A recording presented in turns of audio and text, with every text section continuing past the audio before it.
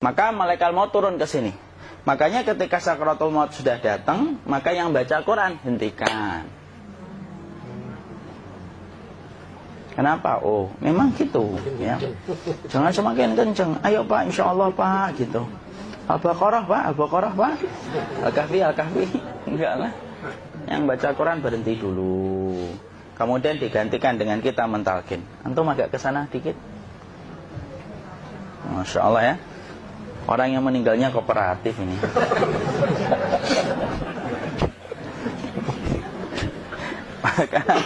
maka agak ke sini ya. Maka disunahkan kita untuk mentalkinnya. Nanti ketika mentalkin jangan terlalu sering, jangan terlalu membebani. Jangan terlalu sering itu la ilaha illallah, la ilaha illallah. Enggak gitulah. Berat nanti dia ngerasakan. Di situ Imam Qurtubi juga menyampaikan, jangan terlalu sering karena itu memberatkan dadanya. Jadi ketika mentalkin, saya sampaikan, boleh diganti atau enggak Ustadz? Enggaklah, talqin itu ibadah. Ibadah itu tauqifiyah. Tauqifiyah itu enggak usah diganti. Karena Rasulullah mengatakan, lakinu ala mautakum la ilaha illallah. Talqin orang yang meninggal di antara kalian dengan la ilaha illallah. Enggak usah diganti Allah Ustadz yang lebih singkat, lebih pendek. Enggak usah.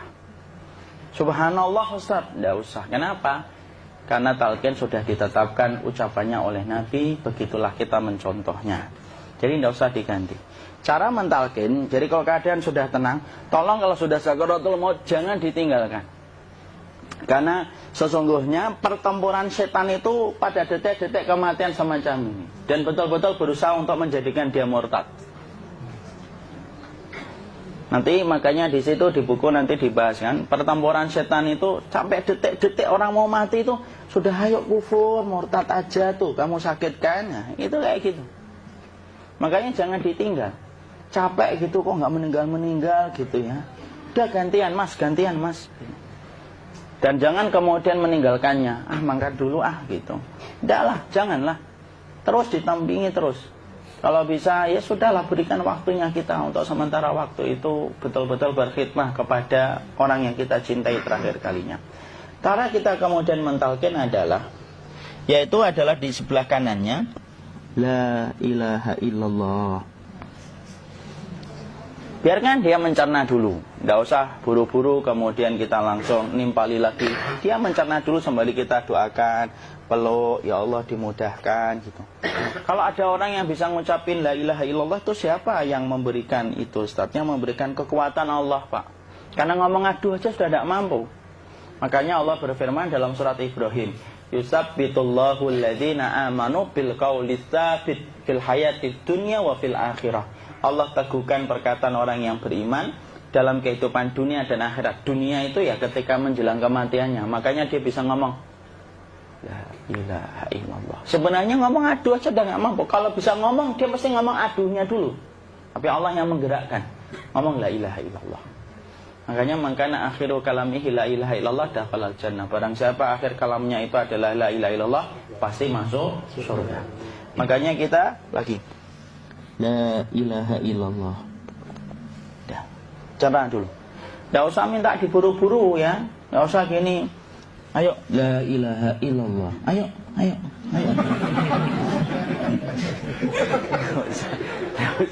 Enggak usah gitu. Ya, biarkan dia pelan-pelan gitu. Ayo tapak, ya Allah capek saya Pak. Enggak usah gitu. Dia ucapkan la ilaha illallah. Kemudian dia mencerna. Lalu kalau dia sudah mengatakan, untuk mengatakan la ilaha illallah. Nah, kalau sudah mengatakan la ilaha illallah, berarti sudah. Enggak usah ditalkin lagi, enggak usah. Belum meninggal juga Ustaz? Enggak apa-apa, biarin aja. Dia di situ aja.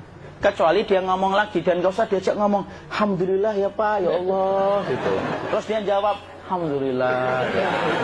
Itu berarti ucapan terakhirnya alhamdulillah. Atau ketika habis ditalkin la ilaha illallah, dia ngelihat air. Nah, itu berarti ucapan terakhirnya air. Talkin lagi. Nggak usah marah. Aduh Pak minta air. Mau minta air nanti aja dikubur gitu loh. Jangan gitu. Biarin aja. Jangan kemudian setelah la ilaha illallah.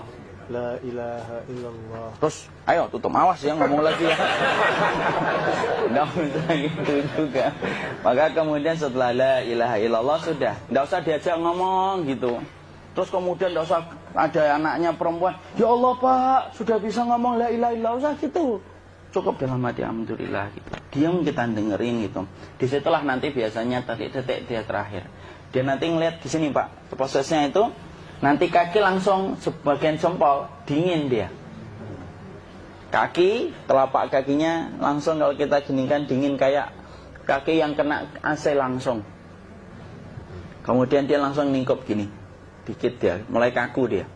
Atau kalau enggak, gini dia. Langsung kayak jatuh, kayak kepala nanti yang paling terakhir.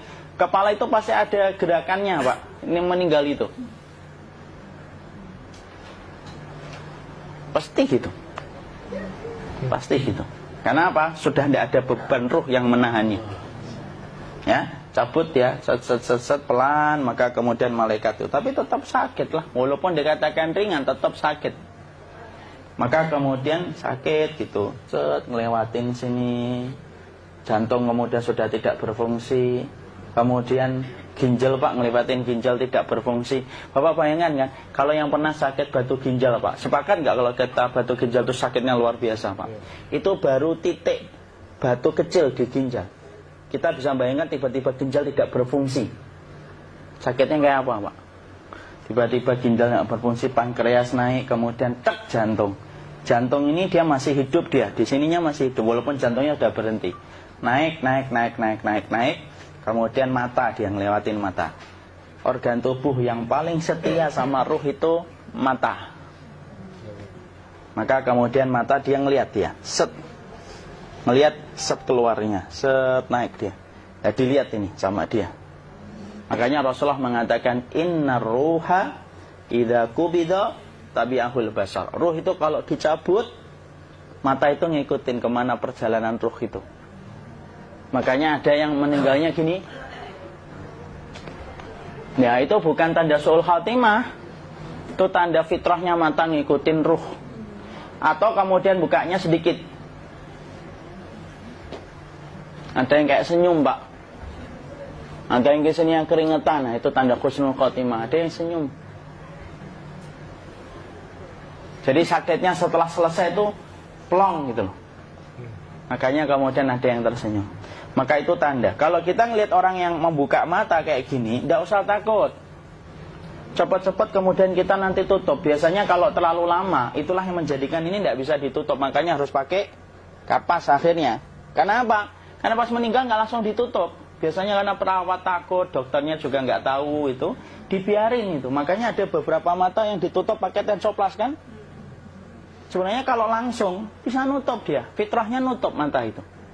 Jadi kemudian kita baca Allahumma firlahu warhamhu wa'afihi wa'fuanhu atau bismillah wassalatu wassalamu ala rasulillah, tutup. Bismillah. Tidak usah takut. Kecuali buka lagi ya, ini baru kita kabur bareng. Kalau buka lagi Pak, insya Allah Pak, ya Allah ya kita kabur bareng-bareng Pak. Diusap Pak, diusap ini. Enggak disenggol gini enggak. Begini kan, sudah meninggal dunia. Tangan boleh begini, boleh diluruskan, tidak ada ketentuannya. Boleh gini, boleh kemudian lurus. Tidak usah disalahin kalau ada yang lurus. Lu itu tangannya gimana sih? Posisikan kayak sholat. Tidak ada perintah kayak gitu. Jadi kemudian dikondisikan saja. Terus maka kemudian dipijit-pijit, akiknya dikeluarin. Kemudian jamnya dilepas, gigi palsunya dilepas kalau ada. Ya. Kemudian apa setelah itu? Coba buku.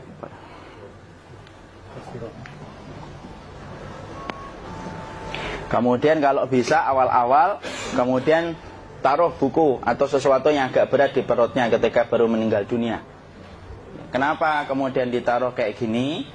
Bukan apa-apa, supaya membantu sisa-sisa pencernaan dia untuk keluar. Nanti Pak, biasanya kalau kita taruh agak yang berat gini atau kemudian kita gini-gini kan, ini udah makan belum Maki?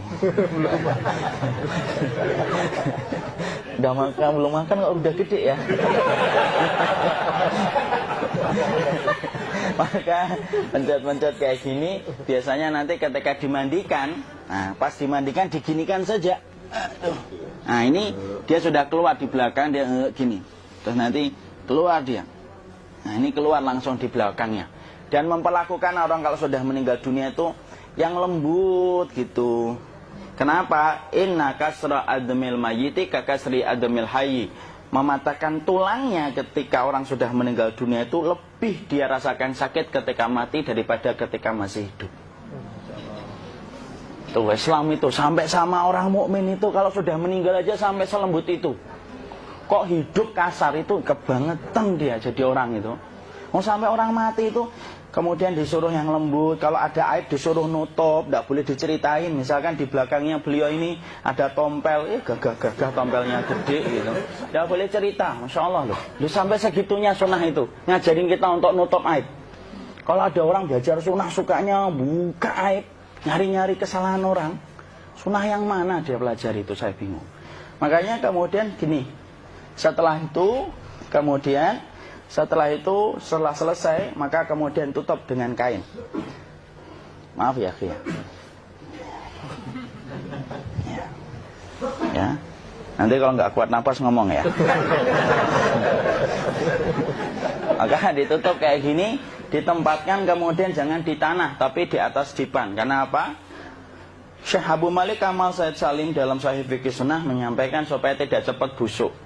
Dia taruh di atas. Kemudian ditutup pakai kain apa saja, ya, sembari nanti kita mempersiapkan tempat mandinya, tempat kafannya dan yang lain sebagainya. Maka kemudian kalau ada yang datang boleh dibuka. Kemudian kita mencium ininya apa? Kemudian keningnya.